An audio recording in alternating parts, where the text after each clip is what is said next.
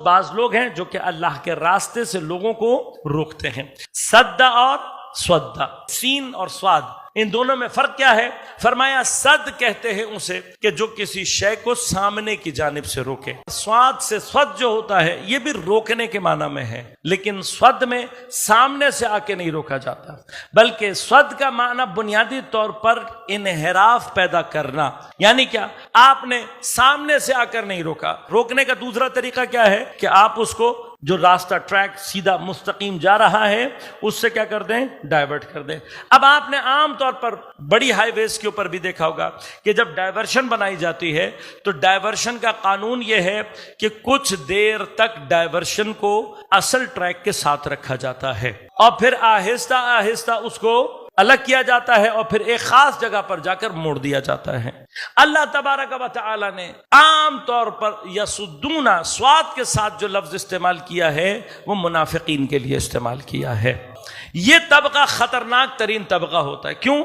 इसलिए कि ये मुसलमानों का लिबादा ओढ़कर मुसलमानों के दरमियान में शामिल होता है। काफी देर तक ये हमारे साथ साथ हम कदम चलता है, लेकिन आहिस्ता आहिस्ता असल खत से आहिस्ता आहिस्ता एकदम से, क्यों? जैसे ही एकदम से इन्हिराफ करेगा तो उसका रिस्पॉन्स सख्त आता है। लिहाजा ये जितने भी अफराद हैं ये कभी भी एकदम से डायरेक्ट आकर आपको कभी भी मुखालिफ सिंत में नहीं लेकर जाएंगे। ये बड़े प्यार प्यार से छोटी छोटी बातें करके ये सारे के सारे जितने भी बातिल हैं, जितने भी शैतानी निज़ाम हैं, उनका तरीका ये होता है। अब मसलन करबला की राह से अगर किसी को दूर करना है तो आप एकदम से आकर कोई ऐसी बात कहेंगे तो इमाम हुसैन अलैहिस्सलाम की मोहब्बत आपको कभी भी ट्रैक से उतरने नहीं देगी। तो अब तरीक़ाकार क्या है? तरीक़ाकार यह है आहिस्ता आहिस्ता इनके अंदर इन्हिराफ पैदा करो। मसलन अज़ा की कैफियत को तब्दील कर दो, अज़ा के मकसद को तब्दील कर दो, करबला के मकसद में इन्हिराफ पैदा करना शुरू कर दो। मसलन आम तौर पर हमारे यहाँ इस तरह के जुमले आम तौर पर अब सुनने को मिलते हैं कि मसलन इमाम हुसैन दीन बचाने, नमाज और रोजा बचाने के लिए नहीं गए थे।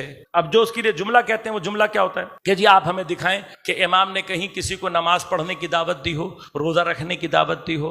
अच्छा, फिर क्या हुआ? लाजमत है हमने और आपने पहली दफा आराम से सुन लिया तो उन्होंने एक टेस्ट मारा, कहा भाई आप हमें एक भी अमर बिल मारूफ और एक भी नहीं अनिल मुनकर दिखा दें। हमने रिस्पॉन्स किया। जब हमने रिस्पॉन्स किया तो उन्होंने ज़बान को तब्दील किया, कहा भाई हम ये थोड़ी कह रहे हैं, हम तो ये कह रहे हैं नमाज रोज़ा के लिए नहीं गए थे।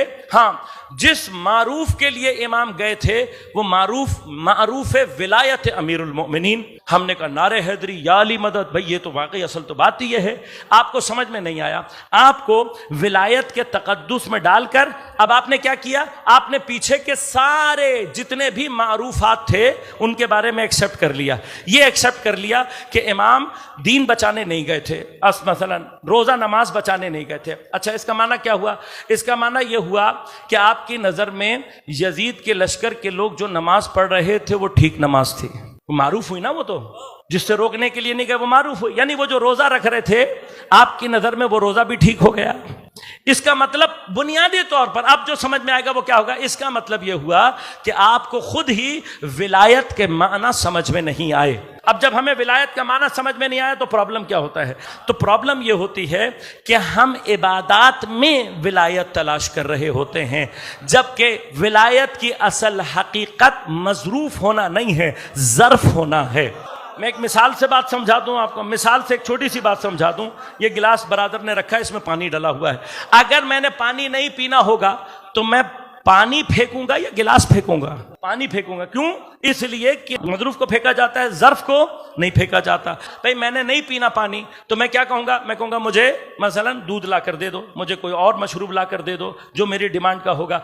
बस ज़र्फ को रिजेक्ट नहीं किया जाता। क्यों? ज़र्फ नजर में होता है, मजरूफ ने मुताबिकत पैदा करनी होती है। अब जब आप उलट कर देंगे तो क्या होगा? पानी को रखना चाहते हैं, गिलास फेंक दें, क्या होगा? जैसे ही गिलास फेंकेंगे पानी खुद ब खुद साथ चला जाएगा। बस आपने अगर इस इक्वेशन को उल्टा किया तो गड़बड़ हो जाएगी।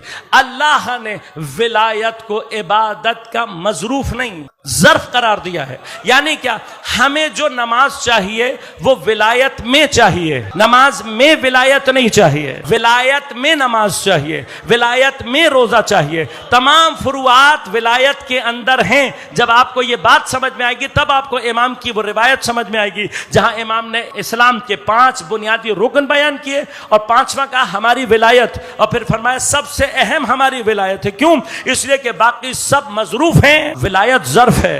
अब जब विलायत ज़र्फ बनती है तो इसका मतलब क्या होता है कि जो विलायत अली के साथ नमाज है असल नमाज वो है, जो विलायत अली के साथ है असल रोजा वो है। अब आपने कहा ना कि हमें आप दिखाओ कि इमाम ने कब कहा कि नमाज पढ़ो, तो भी सवाल कर देता हूं, आप मुझे वजाहत से आकर दिखा दें कि इमाम ने कहीं एक जगह लोगों को कहा आओ अलीउन वलीउल्लाह पढ़ो, तो दिखा तो आप मुझे ये भी नहीं सकते।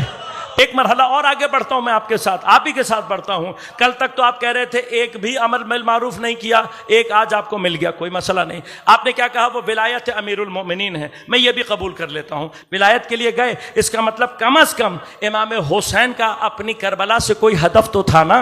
कुछ अरसे पहले आप ही मिंबर से बैठकर ये कह रहे थे कि आज़ादारी सैयदुल शुहदा का कोई हदफ नहीं है।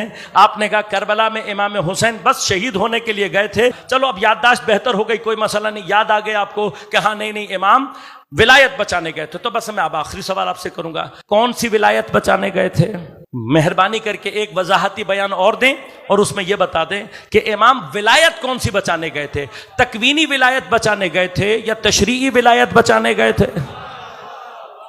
अब अगर आप कहते हो कि तकवीनी विलायत, तो तकवीनी विलायत का तो मसला ऐसा है कोई, क्योंकि तकवीनी विलायत में तो कोई मुनकर हो ही नहीं सकता, कुछ छीन ही नहीं सकता, वो तो विलायत खुदा की तरफ से होती है। हमारे मुकाबले पे जो प्रॉब्लम है वो क्या है, विलायत तशरीई। अब मसला क्या है, जिस दिन आपने विलायत तशरीई को माना उस दिन आपको यह कहना पड़ेगा इस विलायत तशरीई का मतलब हुकूमत है।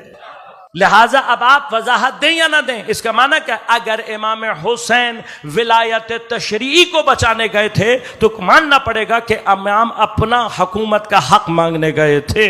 जो विलायत तशरीई इमाम के लिए के अलावा किसी और के लिए उसकी कायल नहीं है। लिहाजा याद रखिएगा, ये जो तसव्वुर विलायत फ़क़ी है, ये तसव्वुर विलायत फ़क़ी तसामुहन कहा जाता है। ये असल में तसव्वुर विलायत फ़िक़्ह है, ये तसव्वुर विलायत दीन है। हम पर दीन ने हुकूमत करनी है। अगर दीन मेरे ऊपर हुकूमत करेगा तो हाकिम सिवाय मासूम के कोई और नहीं हो सकता।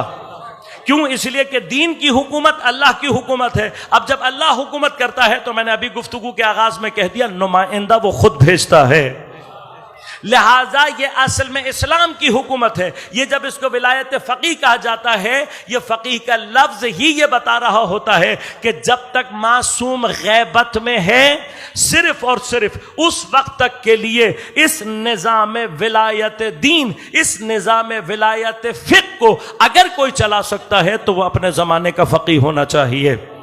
बस इसके अलावा इसका कोई उन्वान इसके अलावा नहीं है। असल में विलायत दीन है। लिहाजा आज के दौर में अल्फाज के एतबार से हसासियत पैदा करें, इस एतबार से हसासियत पैदा करें। हमारे लिए बहुत सारे मुसल्लमात और ज़हुल वाज़िहात हैं। अगर कोई आकर कितनी ही बड़ी हदीस, कितना ही बड़ी सनद, कोई चीज़ लाकर हमें दिखा दे और हमसे ये कहे कि आइम्मा ने किसी जालिम की बैअत की है, तो हमारा एतक़ाद चूँ मसला, अगर आपका अक़ीदा अक़ली तौर पर हल होगा, जैसे कुरान की आयत अगर अल्लाह के चेहरे की बात करती है तो हम दलील के साथ कहते हैं नहीं अल्लाह का चेहरा क्यों नहीं हो सकता। क्यों? इसलिए कि अक़ली दलील इस बात पर है कि खुदा का जिस्म नहीं हो सकता, बस जिसका जिस्म नहीं होगा उसका चेहरा कभी भी नहीं हो सकता। यह दलील यह बताएगी कि अगर कुरान में लफ्ज़ चेहरा आया है तो उससे मुराद खुदा का अपना चेहरा नहीं है, बल्कि कुछ ऐसे चेहरे होंगे कि जिन चेहरों को देखकर इंसान खुदा पहचानने लग जाए।